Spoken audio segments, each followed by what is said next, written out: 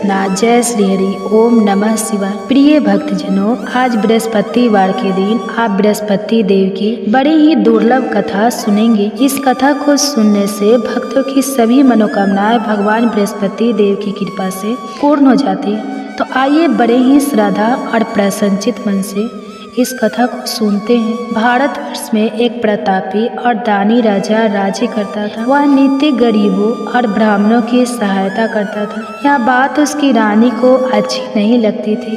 वह ना ही गरीबों को दान देती, ना ही भगवान का पूजन करती थी और राजा को भी दान देने से मना किया करती थी। एक दिन राजा शिकार खेलने वन को गए हुए थे तो रानी महल में अकेली थी। उसी समय एक दिन राजा शिकार खेलने वन को गए हुए थे तो रानी महल में अकेली थी। उसी समय बृहस्पति देव साधु वेश राजा के महल में भिक्षा लेने के लिए गए और भिक्षा मांगी तो रानी ने भिक्षा देने से इनकार कर दिया और कहा, हे साधु महाराज, मैं तो दान पुण्य से तंग आ गई हूँ। मेरा पति सारा धन लुटाते रहते हैं। मेरी इच्छा है कि हमारा धन नष्ट हो जाए, फिर ना रहेगा बांस, ना बाजेगी बांसुरी। साधु ने कहा, देवी तुम तो बड़ी विचित्र हो। धन और संतान तो सभी चाहते हैं, पुत्र और लक्ष्मी तो पापी के घर भी होने चाहिए। यदि तुम्हारे पास अधिक धन है तो भूखों को भोजन दो, प्यासों के लिए प्याऊ बनवाओ, मुसाफिरों के लिए धर्मशालाएं खुलवाओ। जो निर्धन अपनी कुंवारी कन्याओं का विवाह नहीं कर सकते उनका विवाह करा दो। ऐसे और कई काम है जिनके करने से तुम्हारा यश लोक और परलोक में फैलेगा। परंतु रानी पर उपदेश का कोई प्रभाव नहीं पड़ा। वो बोली, महाराज आप मुझे कुछ ना समझाए। मैं ऐसा धन नहीं चाहती जो हर जगह बांटती फिरूं। साधु ने उत्तर दिया, यदि तुम्हारी ऐसी इच्छा है तो तथास्तु। तुम ऐसा करना कि बृहस्पतिवार को घर लीपकर पीली मिट्टी से अपना सिर धोकर स्नान करना, भट्टी चढ़ाकर कपड़े धोना। ऐसा करने से आपका सारा धन नष्ट हो जाएगा। इतना कहकर वह साधु महाराज वहाँ से आलोक हो गए और साधु के अनुसार कई बातों को पूरा करते हुए रानी को केवल 3 बृहस्पतिवार ही बीते थे कि उसकी समस्त धन संपत्ति नष्ट हो गई। भोजन के लिए राजा का परिवार तरसने लगा। तब एक दिन राजा ने रानी से बोला कि हे रानी, तुम यहीं रहो, मैं दूसरे देश को जाता हूँ, क्योंकि यहाँ पर सभी लोग मुझे जानते हैं, इसलिए मैं कोई छोटा कार्य नहीं कर सकता। ऐसा कहकर राजा परदेश चला गया। वहाँ वह जंगल से लकड़ी काट कर लाता और शहर में बेचता था। इस तरह वह अपना जीवन व्यतीत करने लगा। इधर राजा के परदेश जाते ही रानी और दासी दुखी रहने लगे। एक बार जब रानी और दासी को 7 दिन तक बिना भोजन के रहना पड़ा तो रानी ने अपनी दासी से कहा, हे दासी, पासी के नगर में मेरी बहन रहती है, वह बड़ी धनवान है, तो उसके पास जा और कुछ लेकर आ, ताकि थोड़ा बहुत गुजार बसर हो सके। रानी दासी की बहन के पास गई। उस दिन गुरुवार था और रानी की बहन उस समय बृहस्पति व्रत की कथा सुन रही थी। दासी ने रानी की बहन को अपनी रानी का संदेश दिया, लेकिन रानी की बड़ी बहन ने कोई उत्तर नहीं दिया। जब दासी को रानी की बहन से कोई उत्तर नहीं मिला तो वह बहुत दुखी हुई और उसे क्रोध भी आया। दासी ने वापस आकर रानी को सारी बात बता दी। सुनकर रानी ने अपने भाग्य को कोसा। उधर रानी की बहन ने सोचा कि मेरी बहन की दासी आई थी, परंतु मैं उससे नहीं बोली, इससे वह बहुत दुखी हुई होगी।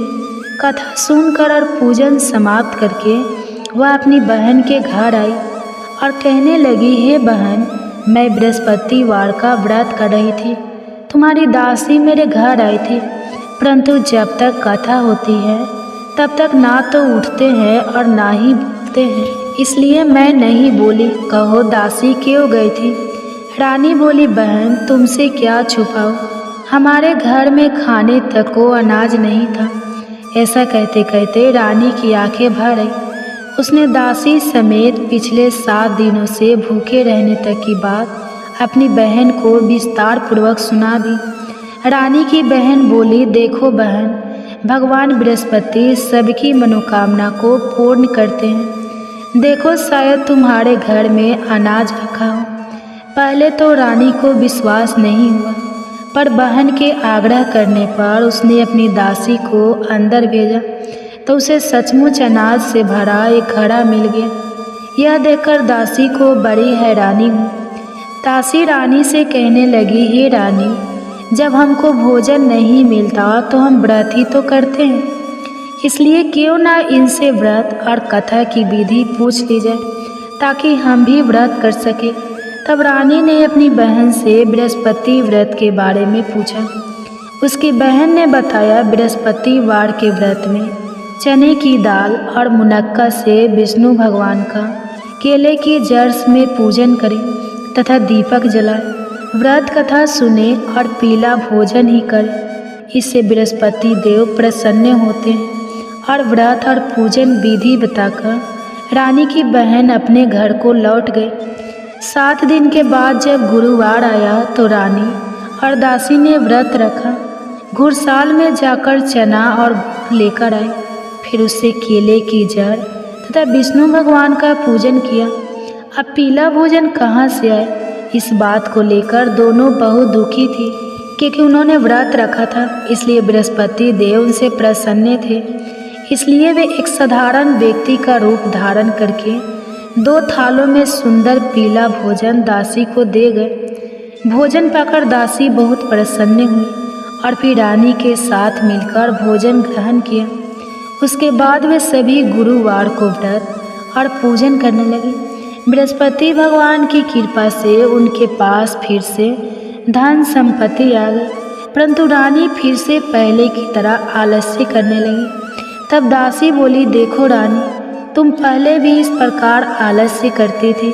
तुम्हें धन रखने में कष्ट होता था, इस कारण सभी धन नष्ट हो गया, और अब जब भगवान बृहस्पति की कृपा से धन मिला है तो तुम्हें फिर से आलस्य होता है।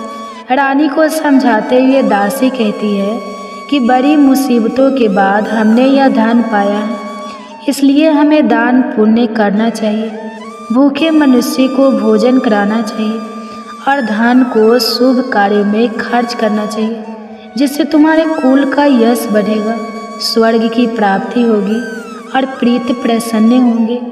दासी की बात मानकर रानी अपना धन शुभ कार्यों में खर्च करने लगी, जिससे पूरे नगर में उसका यश फैलने लगा। उधर एक दिन राजा दुखी होकर जंगल में एक पेड़ के नीचे आसन जमाकर बैठ गया। वह अपनी दशा को याद करके व्याकुल होने लगा। बृहस्पतिवार का दिन था। एकाएक उसने देखा कि निर्जल वन में एक साधु प्रकट हुए। वह साधु वेश में स्वयं बृहस्पति देवता थे। लकड़हारे के सामने आकर बोले, हे लकड़हारे, इस सुनसान जंगल में तो इतना चिंता मग्न क्यों बैठा है? लकड़हारे ने दोनों हाथ जोड़कर प्रणाम किया और उत्तर दिया, महात्मा जी, आप सब कुछ जानते हैं, मैं क्या कहूँ? यह कहकर रोने लगा और साधु को अपनी आत्मकथा सुनाई। महात्मा जी ने कहा, तुम्हारी स्त्री ने बृहस्पतिवार के दिन बृहस्पति भगवान का निरादर किया है, जिसके कारण रुष्ट होकर उन्होंने तुम्हारी यह दशा कर दी। अब तुम चिंता को दूर करके मेरे कहने पर चलो तो तुम्हारे सब कष्ट दूर हो जाएंगे और भगवान पहले से भी अधिक संपत्ति देंगे। तुम बृहस्पतिवार के दिन कथा किया करो। 2 पैसे के चने मुनक्का लाकर उसका प्रसाद बनाओ और शुद्ध जल से लोटे में शक्कर मिलाकर अमृत तैयार करो। कथा के पश्चाताप अपने सारे परिवार और सुनने वाले प्रेमियों में अमृत और प्रसाद को बांटकर खुद भी ग्रहण करो। ऐसा करने से भगवान तुम्हारी सब मनोकामनाएं पूरी करेंगे। साधु के ऐसे वचन सुनकर लकड़हारा बोला, हे प्रभु, मुझे लकड़ी बेचकर इतना पैसा नहीं मिलता जिससे भोजन के उपरांत कुछ बचा सकूं। मैंने रात्रि में अपनी स्त्री को व्याकुल देखा है। मेरे पास कुछ भी नहीं जिससे मैं उसकी खबर मंगा सकूं, और फिर मैं बृहस्पति देव की क्या कहानी सुनूं? मुझको तो कुछ भी मालूम नहीं है। साधु ने कहा, हे लकड़हारी, तुम किसी बात की चिंता मत करो।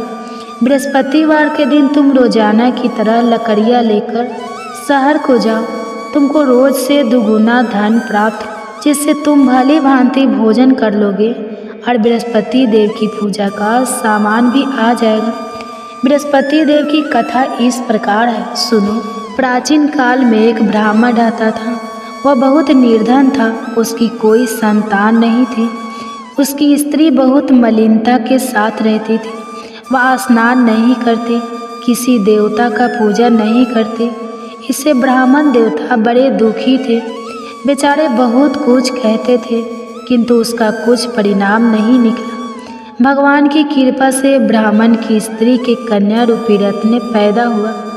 कन्या बड़ी होने पर प्रातः स्नान करके विष्णु भगवान का जाप और बृहस्पतिवार का व्रत करने लगी। अपने पूजन पाठ को समाप्त करके विद्यालय जाती तो अपनी मुट्ठी में जौ भर के ले जाती और पाठशाला के मार्ग में डालती जाती। जब ये 100 स्वर्ण के हो जाते तो लौटते समय उनको बीन कर घर ले आती। एक दिन वह बालिका सूप में उस सोने की जौ को फटक कर साफ कर रही थी कि उसके पिता ने देख लिया और कहा, हे बेटी, सोने की जौ के लिए सोने का सूप होना चाहिए। दूसरे दिन बृहस्पतिवार था। इस कन्या ने व्रत रखा और बृहस्पति देव से प्रार्थना करके कहा, मैंने आपकी पूजा सच्चे मन से की है, तो मेरे लिए सोने का सूप दे दो। बृहस्पति देव ने उसकी प्रार्थना स्वीकार कर ली। रोजाना की तरह वह कन्या जौ फैलाती हुई जाने लगी। जब लौटकर जौ बीन रही थी तो बृहस्पति देव की कृपा से सोने का सूप मिला। उसे वह घर ले आई और उसमें जौ साफ करने लगी, परंतु उसकी माँ का वही ढंग रहा। एक दिन की बात है कि वह कन्या सोने के सूप में जौ साफ कर रही थी। उस समय उस शहर का राजपूत वहां से होकर निकला। इस कन्या के रूप और कार्य को देखकर मोहित हो गया और अपने घर आकर भोजन और जल त्याग कर उदास होकर लेट गया। राजा को इस बात का पता लगा तो अपने प्रधानमंत्री के साथ उसके पास गए और बोले, हे बेटा, तुम्हें किस बात का कष्ट है? किसी ने तुम्हारा अपमान किया है अथवा और कोई कारण हो सके तो कहो, मैं वही कार्य करूँगा जिससे तुम्हें प्रसन्नता हो। अपने पिता की राजकुमार ने बातें सुनी तो वह बोला, मुझे आपकी कृपा से किसी बात का दुख नहीं है। किसी ने मेरा अपमान नहीं किया है, परंतु मैं उस लड़की से विवाह करना चाहता हूँ जो सोने के सूप में जौ साफ कर रही थी। यह सुनकर राजा आश्चर्य में पड़ गया और बोला, हे बेटा, इस तरह की कन्या का पता तुम ही लगाओ, मैं उसके साथ तेरा विवाह अवश्य ही करवा दूंगा। राजकुमारी ने उस लड़की के घर का पता बताया। तब मंत्री उस लड़की के घर गए और ब्राह्मण देवता को सभी हाल बताया। ब्राह्मण देवता राजकुमार के साथ अपनी कन्या के विवाह करने के लिए तैयार हो गए तथा विधि विधान के अनुसार ब्राह्मण की कन्या का विवाह राजकुमार के साथ हो गया। कन्या के घर से जाते ही पहले की भांति उस ब्राह्मण देवता के घर में गरीबी का निवास हो गया। अब भोजन के लिए भी अन्न बड़ी मुश्किल से मिलता था। एक दिन दुखी होकर ब्राह्मण देवता अपनी पुत्री के पास गए। बेटी ने पिता की दुखी अवस्था को देखा और अपनी माँ का हाल पूछा। तब ब्राह्मण ने भी सभी हाल कहा। कन्या ने बहुत सा धन देकर अपने पिता को विदा कर दिया। इस तरह ब्राह्मण का कुछ समय सुखपूर्वक व्यतीत हुआ। कुछ दिन के बाद फिर वही हाल हो गया। ब्राह्मण फिर अपनी कन्या के यहाँ गया और सारा हाल कहा तो लड़की बोली, हे पिताजी, आप माता जी को यहाँ ले आओ, मैं उन्हें विधि बता दूंगी जिससे उनकी गरीबी दूर हो जाए। वह ब्राह्मण देवता अपनी स्त्री को साथ लेकर पहुँचे तो अपनी माँ को समझाने लगे कि हे माँ, तुम प्रातःकाल प्रथम स्नान आदि करके विष्णु भगवान का पूजन करो तो सब दरिद्रता दूर हो जाएगी। परंतु उसकी माँ ने एक भी बात नहीं मानी और प्रातःकाल उठकर अपनी पुत्री के बच्चों की जूठन को खा लिया। इससे उसकी पुत्री को भी बहुत गुस्सा आया। उसने एक रात को एक कोठरी में से सारा सामान निकाल दिया और अपनी माँ को उसमें बंद कर दिया। प्रातः उसमें से उसे निकाला तो स्नान आदि करा के पूजा पाठ करवाया तो उसकी माँ की बुद्धि ठीक हो गई। इसके बाद वह नियम से पूजा पाठ करती और प्रत्येक बृहस्पतिवार को व्रत रखने लगी। इस व्रत के प्रभाव से उसके माता और पिता बहुत ही धनवान और पुत्रवान हो गए और बृहस्पति देवता के प्रभाव से इस लोक के सुख को भोगकर अंत में स्वर्ग को प्राप्त। इस तरह कहानी कहकर साधु देवता वहाँ से अंतर्ध्यान हो गए। धीरे धीरे समय व्यतीत होने पर फिर वही बृहस्पतिवार का दिन आया। लकड़हारा जंगल से लकड़ी काटकर किसी शहर में बेचने गया। उसे उस दिन और दिन से अधिक पैसा मिला। राजा ने चना गुड़ आदि लाकर गुरुवार का व्रत किया। उस दिन से उसके सभी क्लेश दूर हो गए। परंतु जब दोबारा गुरुवार का दिन आया तो बृहस्पतिवार का व्रत करना भूल गया। इस कारण बृहस्पति भगवान नाराज हो गए। उस दिन उस नगर के राजा ने विशाल यज्ञ का आयोजन किया था तथा शहर में यह घोषणा करा दी कि कोई भी मनुष्य अपने घर में भोजन ना बनवाए, न आग जलाए। समस्त जनता मेरे यहाँ भोजन करने आए। इस आज्ञा को जो ना मानेगा उसे फांसी की सजा दी जाएगी। इस तरह की घोषणा संपूर्ण नगर में करवा देगी। राजा की आज्ञा के अनुसार शहर के सभी लोग भोजन करने गए, लेकिन लकड़हारा कुछ देर से पहुंचा, इसलिए राजा उसको अपने साथ घर ले गए और ले जाकर भोजन करा रहे थे तो रानी की दृष्टि उस खूंटी पर पड़ी जिस पर उसका हार लटका हुआ था। वह वहाँ पर दिखाई नहीं दिया। रानी ने निश्चय किया कि मेरा हार इस मनुष्य ने चुरा लिया है। उसी समय सिपाहियों को बुलाकर उसको कारागार में डलवा दिया। जब लकड़हारा कारागार में पड़ गया और बहुत दुखी होकर विचार करने लगा कि ना जाने कौन से पूर्व जन्म के कर्म से मुझे यह दुख प्राप्त हुआ है, और उसी साधु को याद करने लगा जो कि जंगल में मिला था। उसी समय तत्काल बृहस्पति देव साधु के रूप में प्रकट हुए और उसकी दशा को देखकर कहने लगे, अरे मूर्ख, तूने बृहस्पति देव की कथा नहीं करी, इस कारण तुझे दुख प्राप्त हुआ है। अब चिंता मत कर। बृहस्पतिवार के दिन कारागार के दरवाजे पर 4 पैसे पड़े मिलेंगे, उनसे तू बृहस्पति देव की पूजा करना, तेरे सभी कष्ट दूर हो जाएंगे। बृहस्पतिवार के दिन उसे 4 पैसे मिले। लकड़हारे ने कथा कही। उसी रात्रि को बृहस्पति देव ने उस नगर के राजा को स्वप्न में कहा, हे राजा, तुमने जिस आदमी को कारागार में बंद कर दिया है वह निर्दोष है, वह राजा है, उसे छोड़ देना। रानी का हार उसी खूंटी पर लटका है। अगर तू ऐसा नहीं करेगा तो मैं तेरे राज्य को नष्ट कर दूंगा। इस तरह रात्रि के स्वप्न को देखकर राजा प्रातः काल उठा और खूंटी पर हार देकर लकड़हारे को बुलाकर क्षमा मांगी और लकड़हारे को योग्य सुंदर वस्त्र आभूषण देकर विदा कर दिया। बृहस्पति देव की आज्ञा के अनुसार लकड़हारा अपने नगर को चल दिया। राजा जब अपने नगर के निकट पहुंचा तो उसे बड़ा आश्चर्य हुआ। नगर में पहले से अधिक बाग, तालाब, कुएं तब बहुत सी धर्मशाला, मंदिर आदि बनाई गई। राजा ने पूछा, यह किसका बाग और धर्मशाला है? तब नगर के सब लोग कहने लगे, यह सब रानी और बंदी के हैं। तो राजा को आश्चर्य हुआ और गुस्सा भी आया।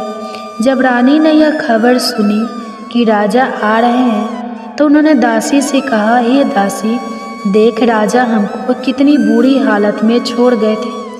हमारी ऐसी हालत देखकर वो लौट ना जाए, इसलिए तू दरवाजे पर खड़ी हो जा।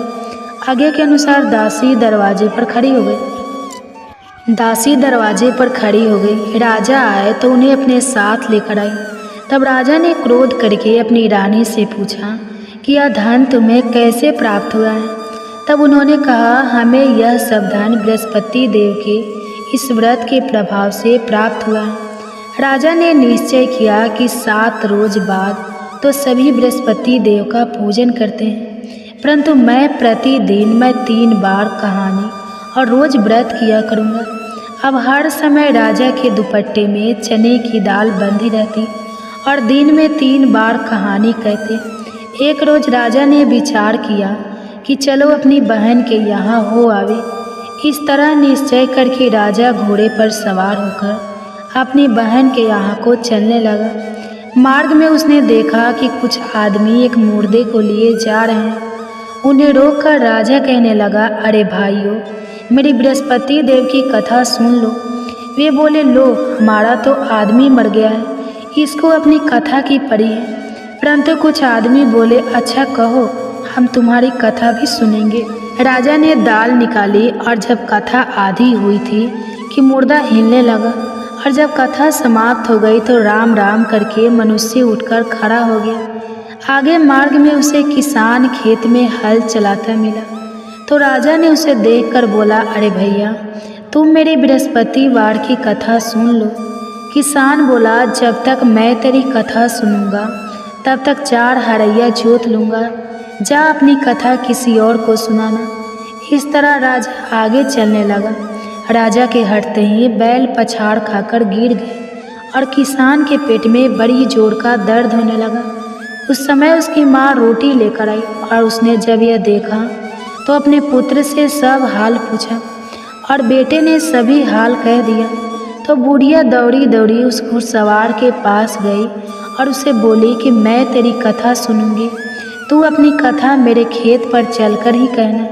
राजा ने बुढ़िया के खेत पर जाकर कथा कही, जिसके सुनते ही वह बैल उठकर खड़े हुए तथा किसान के पेट का दर्द भी बंद हो गया। राजा अपनी बहन के घर पहुंचा। बहन ने भाई की खूब मेहमानी की। दूसरे रोज प्रातःकाल राजा जगा तो वह देखने लगा कि सब लोग भोजन कर रहे हैं। राजा ने अपनी बहन से कहा, ऐसा कोई मनुष्य है जिसने भोजन नहीं किया हो? मेरे बृहस्पतिवार की कथा सुन ले। बहन बोली, हे भैया, यह देश ऐसा है कि पहले यहाँ लोग भोजन करते हैं, बाद में अन्य काम करते हैं। अगर कोई पड़ोस में हो तो देख। वह ऐसा कहकर देखने चली गई, परंतु उसे कोई ऐसा व्यक्ति नहीं मिला जिसने भोजन ना किया हो। अतः वह एक कुम्हार के घर गए जिसका लड़का बीमार था। उसे मालूम हुआ कि उनके यहाँ 3 रोज से किसी ने भोजन नहीं किया है। रानी ने अपने भाई की कथा सुनने के लिए कुम्हार से कहा। वह तैयार हो गया। राजा ने जाकर बृहस्पतिवार की कथा कही, जिसको सुनकर उसका लड़का ठीक हो गया। अब तो राजा की प्रशंसा होने लगी। एक रोज राजा ने अपनी बहन से कहा कि हे बहन, हम अपने घर को जाएंगे, तुम भी तैयार हो जाओ। राजा की बहन ने अपनी सास से कहा तो सास ने कहा, हाँ चली जा, परंतु अपने लड़के को मत ले जाना, क्योंकि तेरे भाई की कोई औलाद नहीं है। बहन ने अपने भैया से कहा, हे भैया, मैं तो चलूँगी पर कोई बालक नहीं चलेगा। तो राजा बोला, जब कोई बालक नहीं चलेगा तब तुम ही क्या करोगे? बड़े दुखी मन से राजा अपने नगर को लौट आया। राजा ने अपनी दासी से कहा, हम निर्वंशी हैं, हमारा मुंह देखने का धर्म नहीं है और कुछ भोजन आदि नहीं किया है। रानी बोली, हे प्रभु, बृहस्पति देव ने हमें सब कुछ दिया है, वह हमें औलाद अवश्य देंगे। उसी रात को बृहस्पति देव ने राजा से स्वप्न में कहा, हे राजा, उठो, सभी सोच त्याग दो, तेरी रानी गर्भ से है। राजा को यह बात सुनकर बड़ी खुशी हुई। 9वें महीने में उसके गर्भ से एक सुंदर पुत्र पैदा हुआ। तब राजा बोला, हे रानी, स्त्री बिना भोजन के रह सकती है, पर बिना कहे नहीं रह सकती। जब मेरी बहन आएगी तो मुझसे कुछ मत कहना। रानी ने सुनकर हाँ कर दिया। जब रानी की बहन ने यह शुभ समाचार सुना तो वह बहुत खुश हुई और बधाई लेकर अपने भाई के यहाँ आई। तभी रानी ने कहा, घोड़ा चढ़कर तो नहीं आई है, गधा चढ़कर आई है। राजा की बहन बोली, भाभी, मैं इस प्रकार ना कहती तो तुम्हें औलाद कैसे मिलती? बृहस्पति देव ऐसे ही हैं, जैसी जिसके मन में कामनाएं हैं सभी को पूर्ण करते हैं। जो सद्भावना पूर्वक बृहस्पतिवार का व्रत करता है एवं कथा पढ़ता है अथवा सुनता है, दूसरे को सुनाता है, बृहस्पति देव उनकी सभी मनोकामनाएं पूर्ण करते हैं। बृहस्पति देव उनकी सदैव रक्षा करते हैं। जो संसार में सद्भावना और सच्चे हृदय से बृहस्पति देव का पूजन करते हैं, उनकी सभी मनोकामनाएं उसी प्रकार पूर्ण होती हैं। जैसे राजा और रानी ने बृहस्पति देव की कथा का गुणगान किया, उनकी सभी इच्छाएं बृहस्पति देव ने पूर्ण की। मनुष्य को हृदय से उनका मनन करते हुए जयकारा करना चाहिए। तो प्रेम से बोलिए बृहस्पति देव की जय, विष्णु भगवान की जय, समस्त देवी देवताओं की जय। अब आप भगवान बृहस्पति देव की आरती श्रवण कीजिए। ओम जय बृहस्पति देवा, जय बृहस्पति देवा, छीने बीने भोग लगाऊ फल मेवा। ओम जय बृहस्पति देवा, तुम्हें पूर्ण परमात्मा, तुम्हें अंतर्यामी, जगत पिता जगदीश्वर, तुम सबके स्वामी। ओम जय बृहस्पति देवा, चरणामृते निज निर्मल, सभी पातक हरता, सकल मनोरथ दायक, कृपे करो भरता। ओम जय बृहस्पति देवा, तन मन धन अर्पण कर, जो जन शरण पड़े, प्रभु पड़े कटे तब होकर, आकर द्वार खड़े। ओम जय बृहस्पति देवा, दीन दयाल दयानिधि, भक्तन हितकारी, पापे दोषी सब हरता, भवे बंधन हारी। ओम जय बृहस्पति देवा, संकल मनोरथ दायक, सब शयन तारी, विषय विकार मिटाओ, संतन सुखकारी। ओम जय बृहस्पति देवा, जो कोई बृहस्पति जी की करे आरती, धन जन सुख सब पालेता। ओम जय बृहस्पति देवा, जय बृहस्पति।